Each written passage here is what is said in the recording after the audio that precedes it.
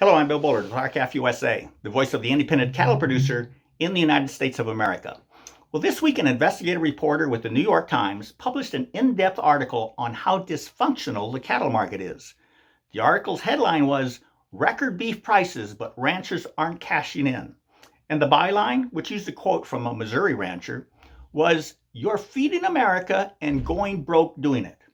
After years of consolidation, 4 companies dominate the meatpacking industry, while many ranchers are barely hanging on. But here's the amazing thing.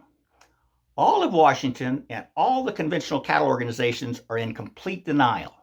They think what's happening in the market today and what's been happening for the past 7 years is normal. They try to explain this serious crisis away by calling it a natural phenomenon. They don't want any changes. They want no changes at all. And this is crazy. And here's something equally crazy. When an outsider who knows nothing about the U.S. cattle industry reads the New York Times article, their first comment is that ranchers need to immediately organize so they can stand up for themselves and achieve the reforms they need. And then they solemnly add, if it's not too late already. So why won't ranchers organize around organizations that are already fighting for them, like RCAF USA? Are the majority of them really so fiercely independent and doggedly stubborn that they'd rather go down with their sinking ship than join forces to protect their collective interests?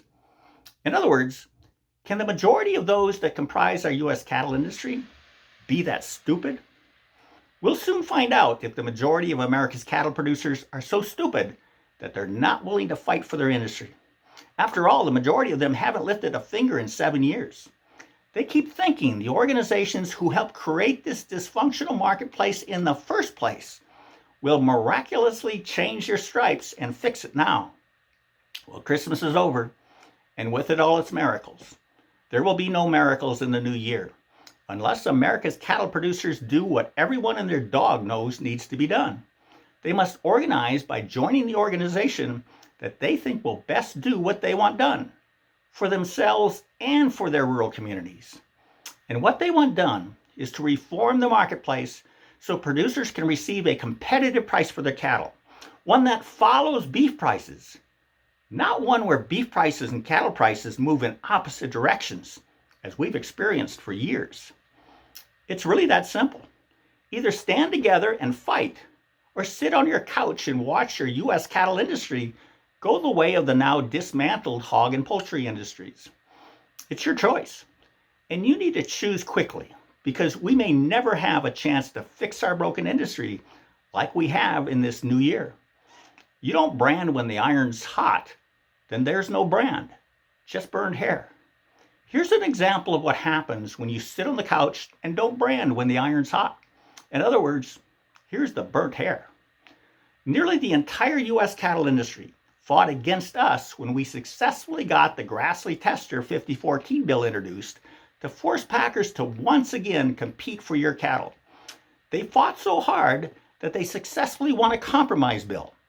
And it's a do-nothing bill that does not direct anyone to do anything to change the volume of cattle that packers must compete for in the industry's most important price discovery market, the negotiated cash market. And what drove this do-nothing compromise bill, known as the Fisher-Grassley Compromise, was a war cry that the industry needs all the alternative marketing arrangements, or AMAs, that are currently in place in order to achieve higher quality cattle and a more efficient coordination of cattle delivered to the packers. Even if that were true, that AMAs create efficiencies and help improve quality, which is a theory we find false, but even if we're wrong, and it is true, then can someone explain this? Why must cattle be committed to a packer through an AMA in which no price is established for the cattle until after they are delivered and slaughtered? And when I say no price, I mean not even a base price.